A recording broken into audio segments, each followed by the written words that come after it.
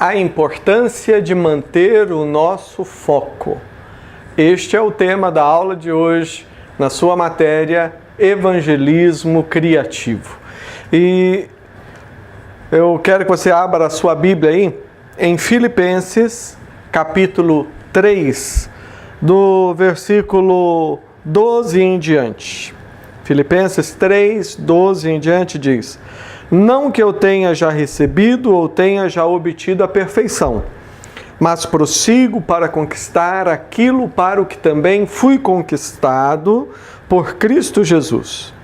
Irmãos, quanto a mim, não julgo havê-lo alcançado, mas uma coisa faço, esquecendo-me das coisas que para trás ficam e avançando para as que diante de mim estão, prossigo para o alvo, para o prêmio da soberana vocação de Deus em Cristo Jesus. Todos, pois, que somos perfeitos, tenhamos esse sentimento, e se porventura pensais de outra maneira, também isto Deus vos esclarecerá. Todavia, andemos de acordo com o que já alcançamos. Vamos pensar ao longo da aula em alguns aspectos desse texto que nos inspira a pensar sobre a questão do foco. O que significa foco? Significa o alvo, a meta, o objetivo, aquilo que você deseja realizar. Na obra da evangelização, nós temos que ter isso muito bem definido na nossa mente. Nós encontramos por aí afora muitas pessoas que não chegam a lugar algum na sua vida porque elas não têm um objetivo, elas não têm um foco bem definido, elas não têm um olhar bem direcionado. As pessoas às vezes ficam correndo, hoje ela está querendo fazer uma coisa, amanhã ela já está pensando em outra, assume um compromisso com você hoje, mas depois já desistiu, já quer fazer outra coisa. É uma pessoa que não sabe para onde vai. E quem não sabe para onde vai, acaba não chegando em lugar algum. Na obra da evangelização, isto é uma grande verdade. Ou seja, nós precisamos ter o nosso objetivo, o nosso foco bem definido. Jesus Cristo disse que nós somos o sal da terra, nós somos a luz do mundo. Nós estamos aqui para anunciar as virtudes daquele que nos chamou das trevas para a sua maravilhosa luz. Este é o nosso grande alvo, esse é o grande objetivo. E nós vamos estar então falando sobre a importância de manter o foco. Nós precisamos fazer como o apóstolo Paulo diz. Ele diz aqui, olha, uma coisa eu faço, eu deixo o que para trás fica e avanço para o alvo. Eu prossigo para o alvo, ou seja, para aquilo que está diante de mim. É o texto de Filipenses 3,14, quando Paulo diz que ele sabia onde ele deveria chegar. Ele sabia qual era o seu alvo. Ele tinha um foco bem definido. E você? Você sabe onde você quer chegar? Você tem um foco bem definido para a sua vida quando você pensa em evangelização, em evangelismo e, no caso dessa matéria, em evangelismo com criatividade? Pois bem, é sobre isso que nós estaremos conversando durante essa aula. Primeiramente, nós veremos mais um vídeo que nos inspira acerca da criatividade na comunicação do Evangelho e mais ao final da aula, nós teremos mais um vídeo do Sorria com os adolescentes do Kairos do Rei, lá da IPCL, onde estarão falando sobre essa questão de foco, trazendo para nós a peça intitulada A Proposta. Então, Evangelismo criativo, vamos manter o foco, vamos saber qual é o nosso alvo.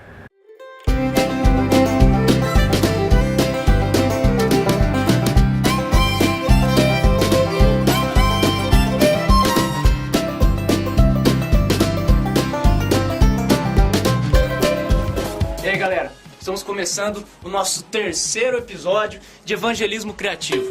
E em homenagem a você, que achou muito difícil tudo isso que eu falei até agora. Você que achou muito difícil você ter que gastar a sola do sapato até ir lá no depósito comprar um pedaço de corda, ou então encher 2 copos com água e ter que ir na farmácia para comprar um potinho de iodo. Mas você vai aprender agora a evangelizar usando uma folha de papel, uma folha de caderno comum. É muito simples. É assim, ó. Uma folha de papel. É como a nossa vida. Nós temos o livre-arbítrio, nós podemos fazer com essa folha o que a gente quiser, tentar preencher a nossa vida da maneira que a gente quiser. Muitas pessoas tentam preencher as suas vidas comprando coisas materiais ou até comprando uma casa, quem sabe. Mas ninguém começa com uma casa muito grande, né? Você trabalha, você vai lá, compra uma casinha pequena e acha que isso você vai trazer satisfação para sua vida, mas não vai conseguir. Mas você não desiste nunca, não é? E você vai lá, compra uma casa maior, compra alguns carros até, e acha que isso vai trazer alegria e satisfação para sua vida. As pessoas vão olhar para você, vão se admirar, mas elas não conseguem olhar o seu coração, que continua vazio. Mas você tenta preencher de outras formas então. Com diversão, vai em muitas festas, faz muitas viagens, conhece o Brasil inteiro, vai para outros lugares do mundo, anda muito de avião e conhece várias línguas, várias pessoas diferentes. E as pessoas se admiram muito de você, mas dentro do seu coração continua vazio. Aí você fica muito frustrado, porque você trabalhou muito, se esforçou e não consegue ter a paz que você sempre sonhou. Pelo contrário, as coisas que você conseguiu te fazem sentir assim, ó, como um avião sem asas, que não presta pra nada. Porque ao invés de paz, essas coisas trouxeram medo pra você. Por exemplo, você tem um carrão muito legal, daí você para no sinal, alguém bota uma arma na sua cabeça e te dá um tiro. O que valeu todo o seu dinheiro? Ou então você põe seu filho numa escola particular, uma escola boa, que você quer que ele tenha um futuro bom, você morre de medo de alguém sequestrar ele, morre de medo de alguém entrar na sua casa. Você sente assim, ó, no fundo do poço. Mas no fundo do poço é um bom lugar, sabia? Porque não tem nada nem na direita nem na esquerda para você olhar. O único lugar que você tem para olhar é para cima. E você se lembra de algum dia que alguém falou para você de um Deus que te ama, de um Jesus Cristo que morreu por você. E você resolve finalmente abrir o seu coração. E você abre o seu coração e Jesus Cristo preenche a sua vida. Ele é o único que pode fazer isso. E você pode reparar que a cruz está vazia também. Porque Jesus não está mais aqui na cruz. A gente costuma imaginar Cristo sangrando, sofrendo na cruz. Mas ele morreu sim, mas no terceiro dia ele ressuscitou. E hoje ele está lá no céu, assentado à direita de Deus, como rei que tem autoridade sobre toda a terra e todo o céu. Mas isso não é suficiente para Cristo. Cristo quer ser rei, ele quer ter autoridade, ele quer ser Senhor, mas da sua vida. Galera, existem muitas maneiras de você falar do Evangelho de Cristo para as pessoas que estão em sua volta, os seus amigos. Peça a Deus que te dê sabedoria e muita inteligência, criatividade para você usar esses métodos para você falar de Jesus para essas pessoas. Mas que fique bem claro que quem convence a pessoa do pecado e da salvação é unicamente o Espírito Santo de Deus. Os métodos servem para atrair a atenção dessas pessoas e também para que fique gravado na mente delas. Mas quem faz a obra completa é o Espírito Santo. Então ore muito, peça a Deus, porque a conversão é um grande milagre de Deus. Obrigado e fiquem espertos que tem mais, viu? A importância de manter o nosso foco. Esse é o nosso tema, como já falamos na introdução. E queremos destacar agora 3 aspectos, novamente 3 aspectos, para os quais nossos olhos precisam estar constantemente voltados enquanto nos dispomos a ser canais de bênção nas mãos de Deus, enquanto nos dispomos a ser instrumentos para a proclamação do Evangelho. Ou seja, enquanto evangelizamos, nós precisamos manter o nosso foco voltado, primeiramente para o próprio Deus. Precisamos ter os olhos voltados para Jesus Cristo, que é o autor e consumador da nossa fé. Nós precisamos olhar e manter o nosso foco naquilo que há de mais precioso ao nosso redor, que são as vidas, as pessoas. A vida, de uma forma geral, né, de toda a criação, ela é importante, por isso que Deus vai restaurar todo o universo. Mas quando nós falamos da vida humana, do ser humano, nós estamos falando do único ser vivo criado à imagem e à semelhança do próprio Deus. A imagem e semelhança do próprio Deus. Precisamos ter o foco voltado para as pessoas. E, como já enfatizamos, precisamos ter o nosso foco, os nossos olhos voltados e atentos para a mensagem. Primeiramente, o nosso foco precisa estar voltado para Cristo.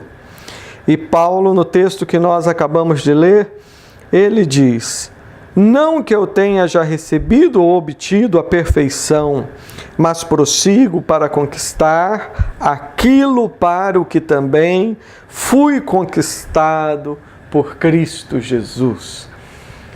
O que Paulo está escrevendo aqui é o seguinte, ele afirma, olha, eu não sou perfeito, certo? Enquanto eu estiver vivendo nesse mundo contaminado pelo pecado, eu também vou estar contaminado por essa doença chamada pecado. É por isso que o apóstolo João, na sua primeira carta, ele diz que se alguém diz que conhece a Deus e vive no erro, é um mentiroso. Mas a Bíblia, ele também escreve, né? A Bíblia também diz lá em João, na primeira carta de João, que se alguém diz que não comete pecado nenhum, também está mentindo. Em outras palavras, enquanto nós estivermos aqui, nós estaremos lutando, nós estaremos enfrentando essa luta contra o pecado. E é por isso que Paulo, aqui já maduro, um homem que já havia experimentado coisas tão maravilhosas da parte de Deus, afirma, olha, eu não alcancei ainda a perfeição. Eu não alcancei a perfeição. Isto é fundamental. Uma pessoa que pensa que já atingiu um estágio muito elevado de sabedoria, conhecimento e etc., dificilmente vai aprender alguma coisa nova, dificilmente vai conseguir crescer. Mas é à medida em que nós reconhecemos os nossos limites, é à medida que nós reconhecemos que ainda não chegamos, não atingimos a estatura do varão perfeito, que é Cristo. Enquanto nós estamos assim, então nós conseguimos crescer. Mas o que me chama a atenção aqui é que Paulo diz, eu sei que eu não atingi a perfeição, mas prossigo para conquistar aquilo para o que também fui conquistado por Cristo Jesus. O meu alvo é Cristo, é isso que Paulo está falando aqui. O nosso alvo, o nosso foco é Jesus. Paulo ele diz, olha, eu ainda não alcancei a perfeição, mas eu estou prosseguindo para o alvo. O próprio texto diz, ele fala, olha, eu estou caminhando para conquistar algo para o qual eu já fui conquistado por Cristo Jesus. Jesus já nos conquistou. Jesus já derramou o seu sangue, morreu por nós, ressuscitou por nós, foi assunto aos céus e lá está intercedendo ao Pai por cada um de nós. Então nós já fomos conquistados por Cristo Jesus.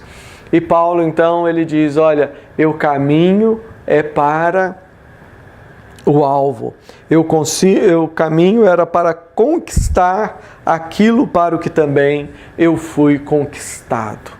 Foi por isso que Paulo, entre outras coisas, podemos dizer que foi por esse motivo, essa foi uma das grandes razões pelas quais Paulo foi usado tão maravilhosamente por Deus. Primeiramente porque ele era um homem que tinha os seus olhos voltados para Jesus Cristo. E ele sabia que ele era quem era, ele era a pessoa que ele era por causa do agir de Jesus na sua própria vida. Então, ele tinha uma boa memória e depois, em outros momentos da sua vida, quando ele vai dar o seu testemunho, ele fala do modo cruel como ele tratava os cristãos antes da sua conversão. Paulo, ele diz que ele muitas vezes fez com que algumas pessoas blasfemassem o nome de Cristo. E eu pergunto, como é que Paulo conseguia fazer com que alguém que se dizia cristão chegasse ao ponto de blasfemar o nome de Cristo? Não era sentando do lado dele e conversando, mas era através de métodos cruéis, era através de tortura e coisas terríveis. E Paulo, ele afirma, olha, na minha ignorância, eu fiz isso. Mas agora ele diz, mas Cristo me conquistou. Eu agora pertenço a Cristo. E era por saber que Deus era tão grande, e é um Deus tão grande ao ponto de salvar um pecador como ele, é exatamente por isso que ele sabia que Deus também é igualmente grande para alcançar as outras pessoas ao nosso redor. Por outro lado, Paulo tinha consciência de que ele havia sido alcançado pela graça, pela misericórdia de Deus. E quando nós sabemos que fomos alcançados pela graça e pela misericórdia, nós entendemos que as pessoas que vivem ao nosso redor, elas podem também ser alcançadas, transformadas, salvas e abençoadas através da manifestação desta mesma graça na vida delas. É por isso que na obra da evangelização nós precisamos ter o nosso foco em Cristo e entender que é tão somente por Ele, por meio dEle e através dEle que nós obtivemos a salvação. É somente através de Jesus que nós fomos salvos.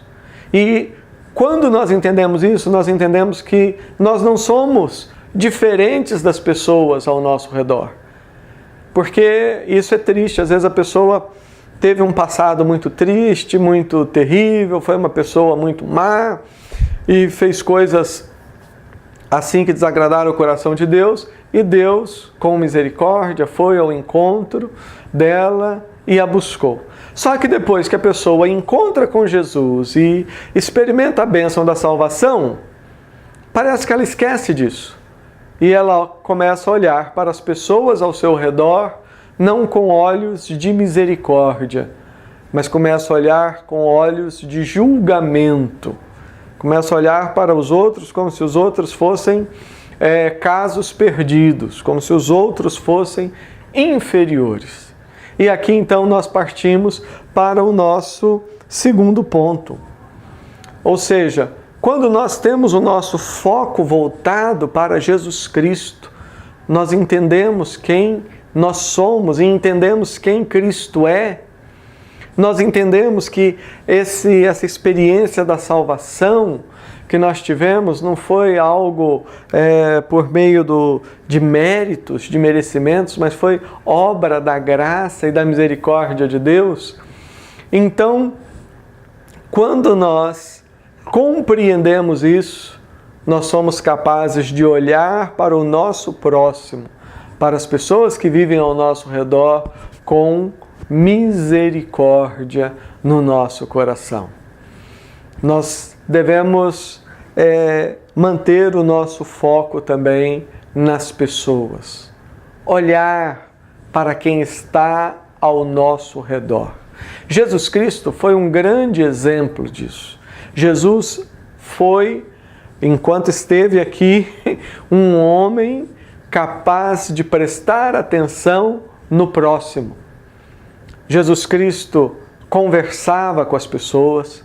Um dia ele chega na casa de Pedro, cansado, quem sabe estava na hora do almoço, cansado o dia inteiro e nada estava pronto porque a sogra de Pedro estava enferma, doente.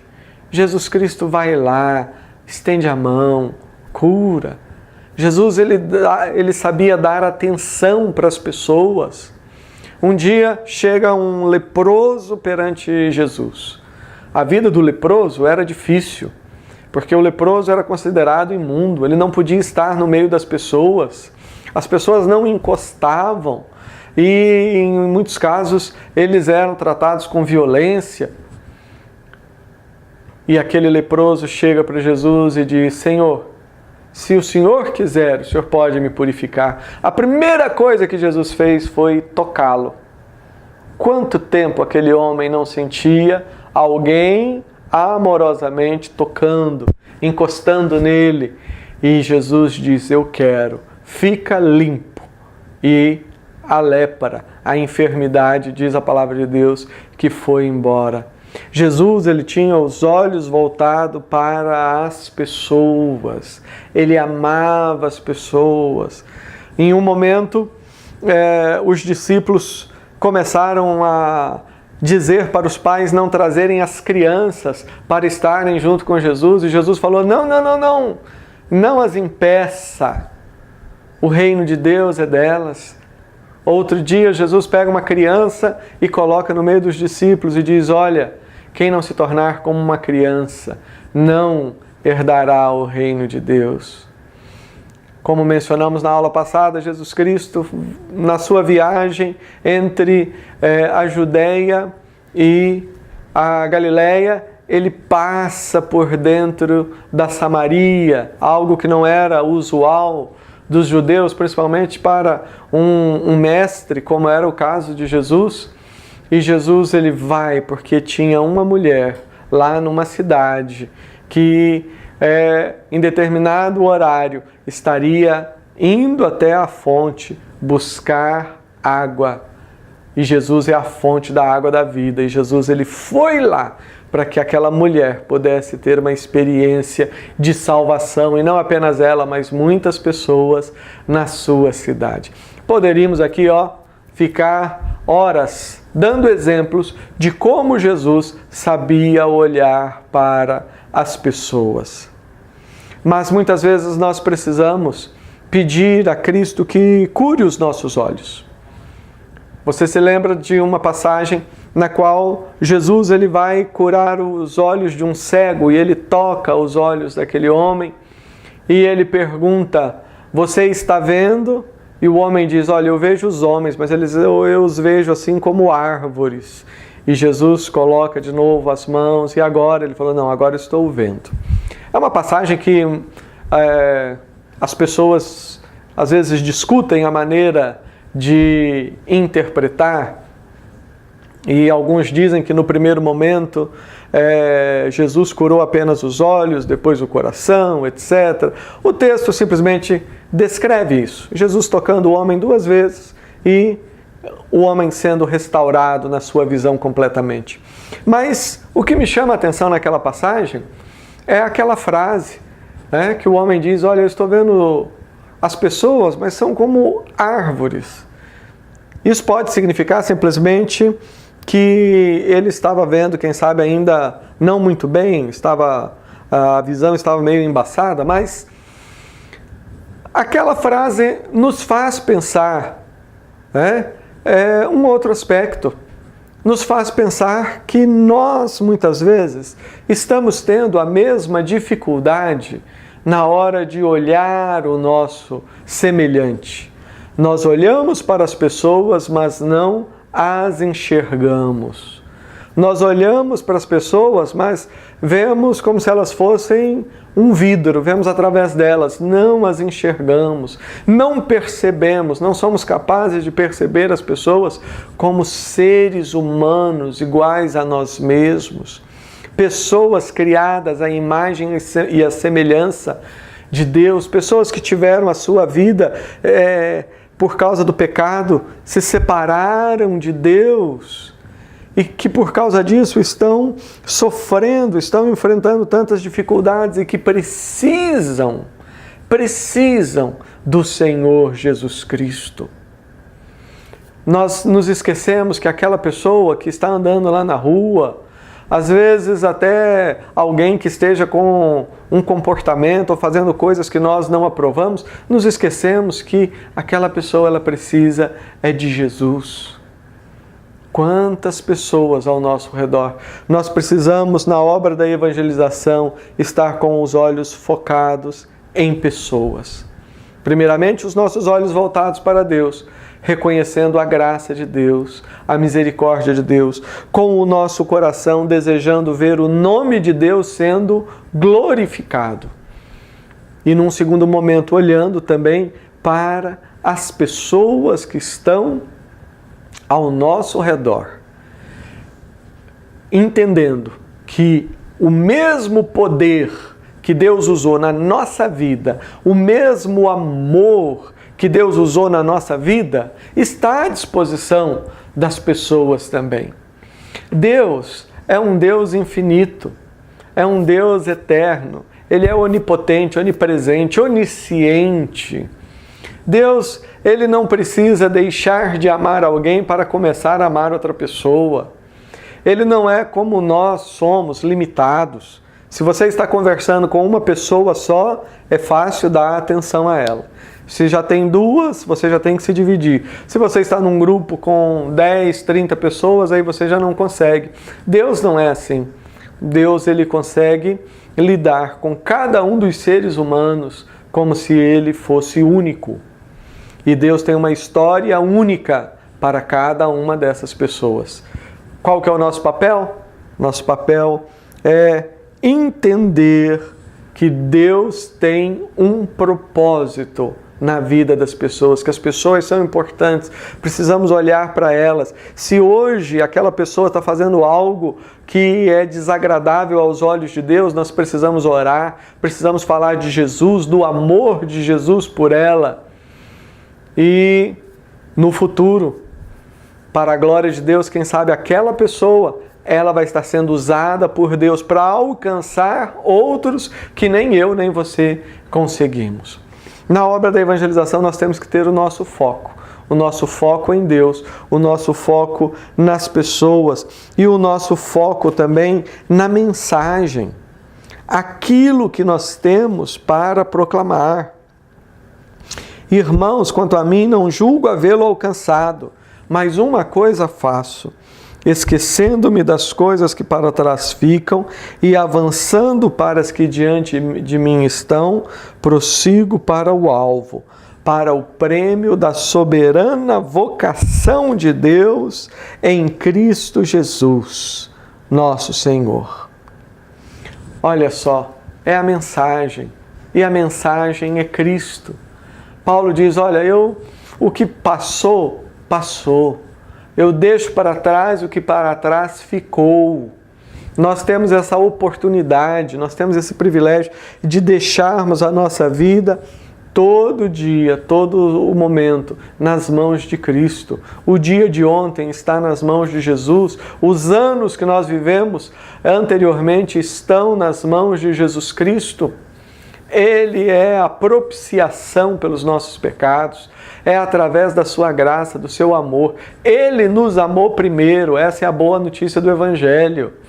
Ele não é um Deus que espera nós fazermos coisas boas para daí sermos merecedores do seu amor. Não, Ele nos amou primeiro. É assim que nos diz a sua palavra. Ele nos amou primeiro e por isso nós o obedecemos. É o Evangelho da graça. E Paulo, ele diz, olha, o que para trás ficou, eu deixo. Tem muita gente ao nosso redor sofrendo porque não ouviu o Evangelho e ainda está carregando o seu passado, está preso no seu passado. Mas Deus quer usar você de uma forma criativa para falar do Evangelho, de uma forma simples, comunicar a mensagem da salvação, para que essas pessoas possam experimentar a salvação em Cristo Jesus. Quando nós falamos de manter o foco na mensagem, nós voltamos novamente a atenção para aqueles 5 pontos, para aquilo que é essencial. E é importante que se diga que nós devemos tomar cuidado para não cometer o mesmo pecado que os doutores da lei cometeram nos dias de Jesus. Jesus disse, olha, vocês são uma raça de víbora, vocês não entram no reino e ainda atrapalham os outros de entrar. Vocês criam cargas pesadas e colocam em cima das pessoas, mas vocês não querem carregar essa carga nem com um dedo. Jesus estava falando do legalismo da religião, naquele caso da religião judaica. Nós devemos ter o nosso foco na mensagem. A mensagem é a mensagem do amor de Deus, é a mensagem da graça. Quem transforma e muda a vida da pessoa é Deus, através da Bíblia. Então, ao realizarmos a obra da evangelização, nós precisamos manter o nosso foco. Deus tem algo maravilhoso para realizar na sua vida e através da sua vida. Mas você, assim como eu, precisamos manter o nosso foco, o nosso alvo, o nosso olhar voltado para Cristo, para o Pai amoroso, para Deus Pai, o Deus triuno, Pai, Filho e Espírito Santo, para o Deus amoroso e gracioso. Nosso alvo precisa ser Cristo. Precisamos estar com os nossos olhos voltados para as pessoas e vê-las não como árvores, não como sombras, mas sabermos que cada um é semelhante a nós mesmos. Termos compaixão e termos também na nossa mente bem firmes o foco em relação à mensagem, para não sairmos por aí pregando religião e criando fardos pesados e colocando nos ombros das pessoas. Não, nós devemos conduzir as pessoas a Jesus, conduzi-las à palavra e a um relacionamento profundo com Deus. Que grande privilégio poder anunciar o Evangelho. Vamos assistir agora esse vídeo da companhia Sorria, a proposta. Como eu disse já nos outros vídeos, tenha um pouco de paciência. Esse vídeo, ele, quando foi gravado, não foi gravado para ser usado numa videoaula, foi gravado de uma forma bem amadora. A história fala sobre escolhas, sobre propostas, e para mim esse vídeo ele tem assim um valor todo especial. É um dos últimos vídeos que eu tenho onde o meu filho Hugo Youssef Abreu aparece fazendo aquilo que ele tanto gostava, que era falar de Jesus. E ele sabia falar de Jesus de uma forma criativa. Vamos assistir então esta apresentação do Kairós do Rei, lá da Igreja Presbiteriana Central de Londrina.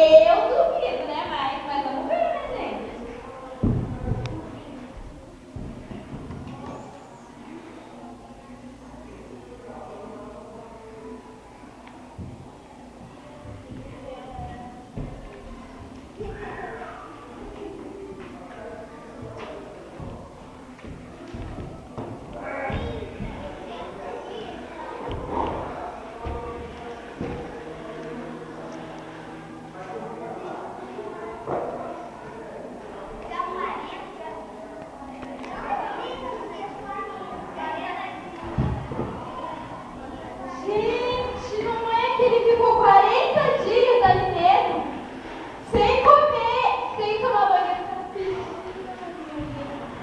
Oh, você vai continuar aí? Será que ninguém vai fazer nada pra tirar esse cara daqui? Que a gente vai ficar louco! Tá chegando alguém. Foi? Beleza? Beleza, como que é teu nome? Meu nome é Senhor T. Ah, é, senhor T. E o que você vai fazer? Tem algumas propostas para oferecer para mim. Ah, então vamos ver, né, gente? Eu acho que ele consegue. Você acha que ele vai conseguir tirar ele daqui? Ah, é?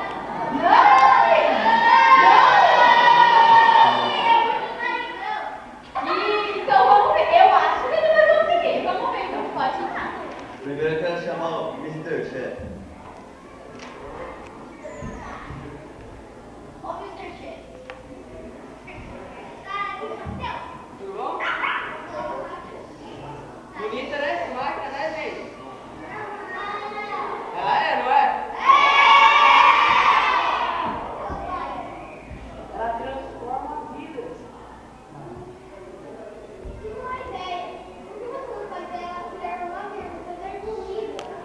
Ah, não, isso é. Vou ver.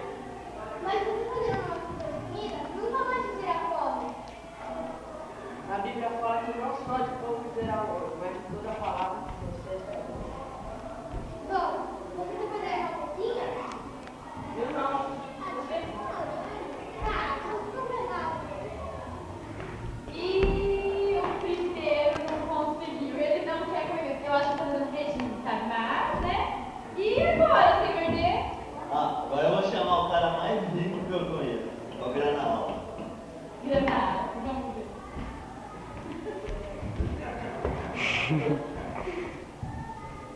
Cheguei pra aqui. bonita, né? Legal. Quanto tá custando? Ela não tem preço. Sabe que tem preço? Não tem. Tem sim. Essa máquina não tem Quanto preço. você quer? Pode falar a verdade. Fala. Não tinha nada. Tá bom, então eu vou te fazer uma proposta. 1 milhão. 1 milhão? Ali. 1 milhão? 1 milhão? O quê? 2 milhões. Não. 3 milhões. Não quero, velho. 4 milhões. Também não. O que aumentar isso aqui? 1 milhão e um trocadilho. Não. 2 milhões e um trocadilho. Não. Como assim? Não, essa máquina não tem preço, gente.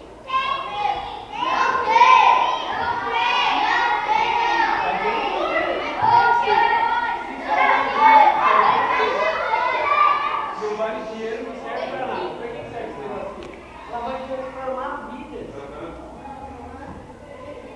Certo? Não tem preço. Tá valendo. Tô sabendo. Tô sabendo. Não tem preço. Se não vale dinheiro, também não vale nada. Ah, não deu não. Nem por dinheiro eu tô achando que ele não vai conseguir, não, né? Mas tudo bem, você deve ter uma estratégia aí, né? É, agora vamos ter que apelar. Vou chamar o meu melhor amigo e companheiro dessa vida, o Calmar. Vem. Calçar, bonitinho! Calçar, tá me deixando, por favor. Previ só depois do show, só depois do show. Ele consegue, gente, ele vai conseguir. Ei, mano, beleza, irmão? Vamos? Então. Bonita, né, mano? Bonita, né? Gostei com a gata aí. É, legal. Então, tá interessado em mudar aí umas paradas aí? Hein? Deixa eu oferecer um negócio aqui, ó. Você é famoso? Fama? Com fama, você pode ganhar todo o dinheiro do mundo. Todo o dinheiro. Dinheiro? Toda a comida do mundo. Comida? Fora que você vai ser o mais famoso, é claro. Um monte de... Então, você vai querer ou não? Não. Se ele não quer ser famoso, ele não quer nada. Assim não dá. Poxa vida. Ah, E agora, senhor D, o que você vai fazer? Ah, não tenho mais nenhuma proposta.